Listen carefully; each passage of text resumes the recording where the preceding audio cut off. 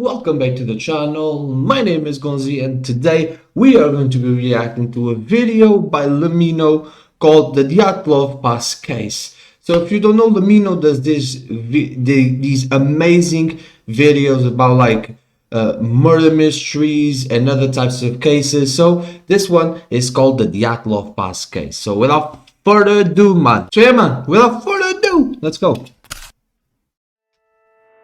Lemmino. Fucking hell, the water went to the wrong pipe, dude. Jesus. In early 1959, a group of hikers decided to head out on an expedition across the mountainous region of Western Soviet Union. The group consisted of 9 experienced men and women greatly familiar with the Siberian wilderness. Yet, this adventure would prove to be their last. Despite a criminal investigation, photographs and journal entries, the case remains unsolved after more than half a century. Till this day, yeah, it's true. Nobody knows what happened. Of Dyatlov Pass. I know about this story, by the way, because the first time I heard about this was when... Jesus, my phone's almost fell. Was when a game called Kolat was released, which is a beautiful horror game. It's amazing, man. You should go play it, by the way. If you like horror, that game's for you. And it's psychological horror, by the way. And it's about the story. And it begins with one of the best intros in a video game I've ever seen, explaining the story. And I was fascinated by it. And I went down the rabbit hole of like the theories about it. And it's a sad story. It is, because like 9 people died. But it's a fascinating story. I recommend you check it out. If you, after this video, go check it out, man. The game is phenomenal, by the way. The hikers. In the early morning of January the 23rd, 1959, a ski and hiking team of 10 boarded a train headed for the Ural Mountains in the middle of the Soviet Union. The group consisted of 8 men and 2 women, with Igor Dyatlov as the group's leader. As the train slowly advanced deep into the mountainous Siberian taiga, the group diary received a final entry. I wonder what awaits us on this hike. Will anything new happen? Over the next few days, the group continued to alternate between modes of transportation. First a bus, then a truck, then a horse and sleigh, and eventually they proceed on foot and skis. On January the 28th, one of the hikers named Yuri Yudin had begun to feel quite ill and eventually decided to head back, while the remaining group of 9 This was the only survivor of the trip. These photos were taken just before they parted ways, and it would be the last time he saw his friends alive. The group resumed their expedition across the snow-covered outback and documented everything of note using diaries as well as multiple cameras. Recovered photos and journal entries suggest that the trek progressed as one would expect, with no unforeseen complications. Just lots of snow, bitter cold, and an increasingly arduous In Siberia gets cold, boy. On February the 1st, they reached the foot of a mountain known to the indigenous Mansi population as Dead Mountain. They spend the better part of the day progressing up the slope and eventually decide to set up camp only a few hundred meters from the peak. These are some of the last photos recovered from the cameras, and the last sentence of the final entry reads, "It is difficult to imagine such a comfort on the ridge, with shrill, howling wind hundreds of kilometers away from human settlements."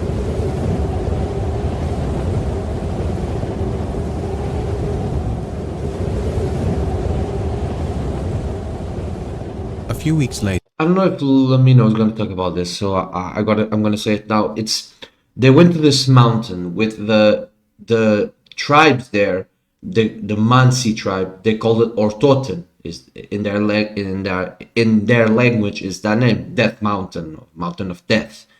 And they crossed, from where I read, and this was a long time ago, when they crossed with the Mansi people, they crossed paths at one point. And they warned them, don't go there. But they thought the cuckoos, it's just the tribes people, whatever. And they went. They died. But the Mansi tribe was like villainized because of this. Because they thought they had killed them. But they didn't. But the Mansi people suffered a lot in the years after these Their people friends disappeared, and man, relatives began because to they actually worry. thought they No had one killed them, heard from and they Igor didn't. or any of the other members of the group. After much debate, a team of volunteers eventually head out to find them. On February the 26th, the search party is finally able to locate the camp on the slope. Yeah. It's obvious to the first at the scene that something has gone horribly wrong. The tent is in scrambles, covered by a thin coat of snow. The hikers' belongings and equipment was found orderly placed inside the tent, but the tent itself had been slashed open with a knife from the inside. The next day, 9 That's one of the pairs most of scary footprints lead things. the They search cut the volunteers tents down from the slope inside towards out. the nearby woods. Given that the footprints left rather mild indentations in the snow, would suggest that they descended the slope in a rather calm and orderly fashion, as opposed to running away in panic. The footprints could be tracked for about half a kilometer from the tent until the trail was completely covered by snow. So they continued in the direction of the trail and under a large cedar tree at the edge of the forest, next to the remains of an improvised campfire, they found the frozen bodies of Yuri Doroshenko and Yuri Krivonoshenko. Yes. It would take over 2 months for the bodies of all 9 hikers to be recovered. The first 2 were found severely underdressed. No jackets, no pants, no gloves, hats, boots or anything else one might expect given the frigid climate. Only light shirts, underpants and... That's the other thing. It's that this picture is horrible for you guys to watch. Just take it off. That's the other thing. That they left everything that they had on the tent. They just left barefoot through the snow. And remember, this is Siberia in the winter. They had a snowstorm. That's why they stopped. Like, there's no explanation for you to leave all your warm clothing inside of the tent while it's below freezing outside. And they slashed the tent from the inside out. Why would they leave? Like, that's the most weird thing about it, would have been man. around 30 degrees below zero. Look at The this. cedar tree had signs of damage, as if someone had climbed it, with branches broken up to Yes, 5 they tried to meters climb the high. tree. Perhaps they were attempting to locate a tent in the pitch-black darkness, or perhaps they were trying to hide from someone or something. The next 3 hikers were found at varying distances between the tent and the tree, covered by a few centimeters of snow. They were better dressed than the previous 2, but not by much, as they still lacked essential items such as boots, hats and gloves. They were all found facing the direction of the tent as if they were struggling to return at the moment of death. While some of them had sustained minor injuries, all 5 had died of hypothermia. It should also be noted that 4 of them had died while intoxicated. The last 4 hikers were found at the bottom of a small hill, covered by 3 meters of snow, 75 meters from the tree in the opposite direction of the tent. 3 of them had sustained lethal injuries. 1 had a fractured skull, and 2 had fractured multiple ribs and suffered massive internal bleeding. The medical examiner believed the injuries had been sustained from a fall and compared it to a car crash. The injuries had been sustained while they were all alive and could not have been inflicted by another person. 2 had also been found with gaping eye sockets, and 1 of the women had a missing tongue. Yeah, man. The last of the 4 had a broken nose and a deformed neck, but died of hypothermia. The most mysterious of all, 3 articles of clothing were later found to be abnormally radioactive. Yes, they were On May orange. 28th, the criminal case was Some discontinued with a cryptic and I think the girl that didn't have her tongue when she was found, she was weirdly radioactive, and she was like orange. Her skin was like a paley orange, man. It's a very weird case because the first set of footprints, it seems like it's orderly. Like they were not rushing or anything. They were not running. But then they tried to climb a tree for some weird reason. Then they separated. At some point, they separate, right?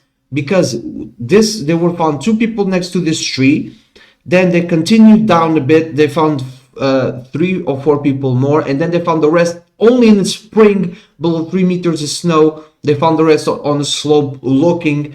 They were all like hunched over, like looking in the direction of the tent, like they were hiding for something. And it's Incredibly such a vague weird conclusion. thing, man. The lead investigator And then writes in the final they suffered report, internal injuries the like they cause were of in a death car was an crash. unknown compelling force which the hikers were Yeah, that's the cause of unable death, to by the way. overcome. An unknown Not compelling exactly the force. most That was the official satisfying answer statement. and barely a conclusion at all. So, just in case the Galactic Empire had nothing to do with the death of the hikers, is it possible to explain some of the more enigmatic details in a less vague yet credible fashion? Let's give it a shot. Let's go. The fact that Dubinina was missing her tongue has been taken way out of proportion. Some say that it was cut off or ripped out while she was still alive. Others say it was eaten by scavengers after death, while some even claim the tongue was later found somewhere else. But I've read the medical reports and this is what it says. The diaphragm of the mouth and the tongue is missing.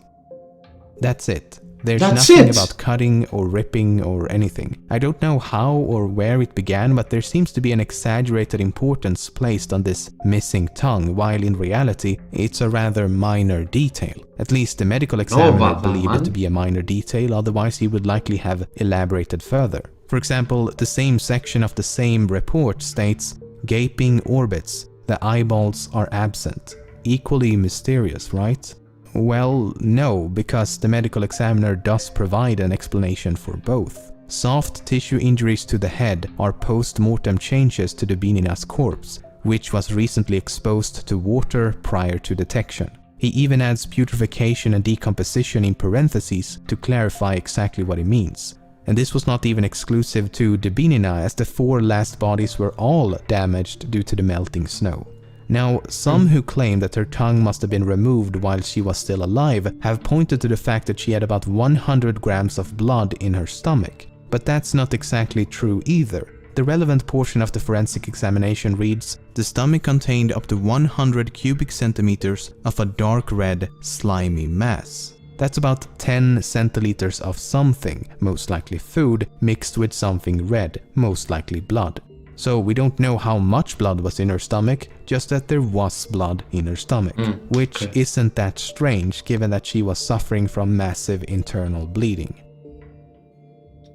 One of the most mysterious aspects of this case is that 3 separate articles of clothing discovered on 2 of the bodies were found to be radioactive, which does indeed sound a bit mysterious, but you have to keep in mind that almost everything is slightly radioactive. So we need more details. The radiological studies claim that under normal circumstances, an area of 150 square centimeters should not exceed 5,000 disintegrations per minute. Only 3 articles of clothing exceeded or equaled that limit at 5,000 dpm, 5,600 dpm, and 9,900 dpm. The only explanation given in the report is that the clothes were contaminated as radioactive dust fell from the atmosphere, or the clothes were susceptible to contamination when in contact with radioactive substances. In other words, they were unable to determine exactly how the clothes were contaminated, but it's not unrealistic to believe it to be a result of natural processes. But just in case it wasn't due to the elements, there may be an alternative explanation. Kolevatov had previously worked at a facility developing nuclear materials, and Krivonoshenko had previously worked at a top-secret plutonium production plant for nuclear weapons, and the 3 articles of radioactive clothing belonged to Kolevatov and Krivonoshenko. So tainted clothing, basically. Around the time of the hikers' disappearance, numerous sources claim to have seen UFOs in the form of orbs of light moving across the night sky for a few seconds up to several minutes. These include 3 soldiers and 2 different hiking groups. Some witnesses also claim that the indigenous Mansi population, as well as a group of geologists, had told them that they had observed fireballs in the sky around the time of the incident. The problem with UFO sightings is that they are, well, unidentified and often unverifiable as a result. Only one of the hiking groups reported to have seen the UFO during the night of the incident, while the other sightings occurred before or after. Then there's this. This is the very last photo taken with one of the hiker's cameras. It appears to be a photo of some type of light source taken in the middle of the night. Unfortunately, the photo is about as undescriptive as the UFO it is claimed to depict. It could no doubt be a photo of a UFO, and it could no doubt be a photo of a candle, flashlight, fire, stove, or anything else. But let's assume that it is a photo of something in the night sky. What could it potentially be depicting? I can think of a few possibilities. A rocket, a piece of a rocket, man-made space debris during re-entry, a crashing aircraft, or perhaps a meteor. None of which would be too surprising given that this is the Soviet Union in the middle of the Cold War as well as the space race. So there would have been a lot of aerial activity. At the time when space exploration was about as fresh as a prince living in an affluent LA neighborhood, it's not surprising that people were unable to identify the mysterious lights. Regardless, it could not have landed close to the hikers as it would have been found by the search teams. And if the object had already been recovered, there should have been evidence in the form of a crash site, footprints, and other activity on the ground. So, given the fact that there is no obvious connection between the UFO and the hiker's disappearance, I'll put this in the spooky red herring box. Great box. So, what happened?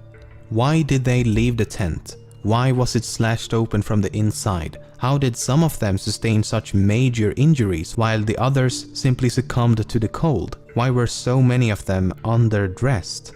I think the biggest mystery is how it's been able to remain a mystery given the abundance of information. So after spending the better part of this month hiring multiple Russian translators reading through a massive amount of material ranging from theories about a KGB cover-up to a simple avalanche accident, this is what I believe to be the most credible explanation. First of all, why would they leave the tent? That seems to be the most important missing piece of the puzzle. I would argue that the only thing that could make them leave would have to be an immediate threat inside the tent. Wait. It cannot be an avalanche. Because, look at that. It's a thin layer of snow. There's not much snow there. And for you to see the footprints, an avalanche could not have happened.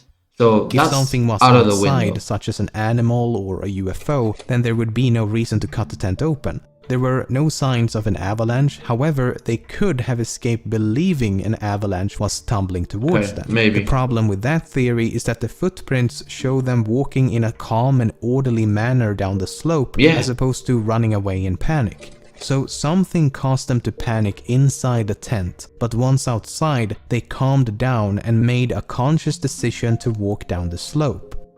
Now, take a look at this photo. The pipe sticking out of the tent entrance is the exhaust pipe of the internal stove. This was a completely unique and homemade design as the leader of the group had built the stove himself. We know they had used the stove on the night of the incident before the incident took place, as partially eaten pieces of fried ham and bacon were found inside the tent. I think that after disassembling the stove and removing the exhaust pipe, the embers inside the stove were accidentally reignited. As the exhaust pipe had been removed, the smoke would have filled the tent in seconds. As they attempted to get control of the flame, they cut a few holes at the top of the tent to vent the smoke. When that didn't work and it became increasingly difficult to breathe, the side of the tent was slashed open and they all escaped in a state of panic. There's even more evidence to support this theory. Several members of the group were found with burn marks on both their bodies and clothing, which could definitely have been a result of the improvised fire under the tree, or perhaps a scalding hot metal stove. Some of them were also found with blood around their mouth, and coughing up blood could be a symptom of smoke inhalation. Then there's this photo, taken the day before the incident. The jacket has obviously been burned, but the question is how? It's possible that sparks from the stove had accidentally set the jacket aflame. Okay, so they make it outside and quickly realize what a terrible situation they're in. Sub-zero temperatures, no shelter, underdressed, in the middle of a snowstorm, in the middle of the night, in the middle of nowhere.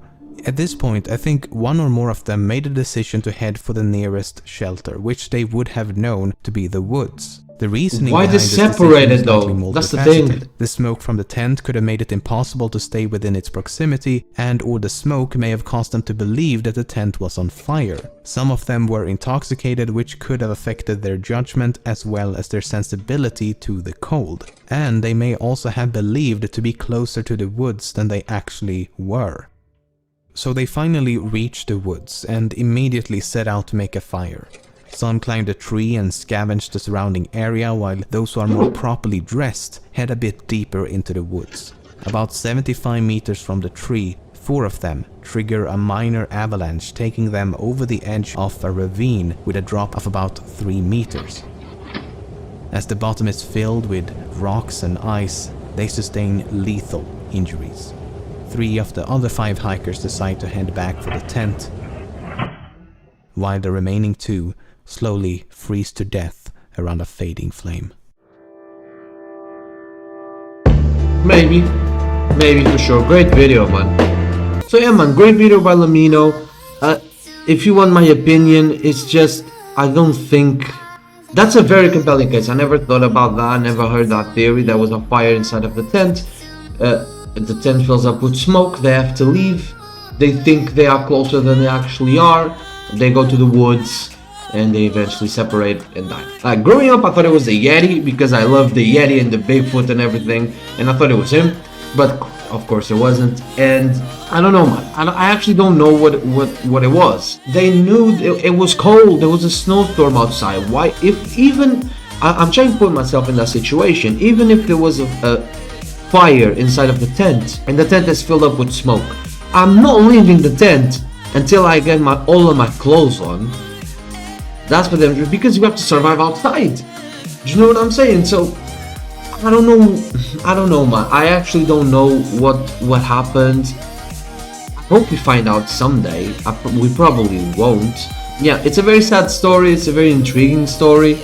The official description was an unknown force killed these people. What are the families supposed to do with that?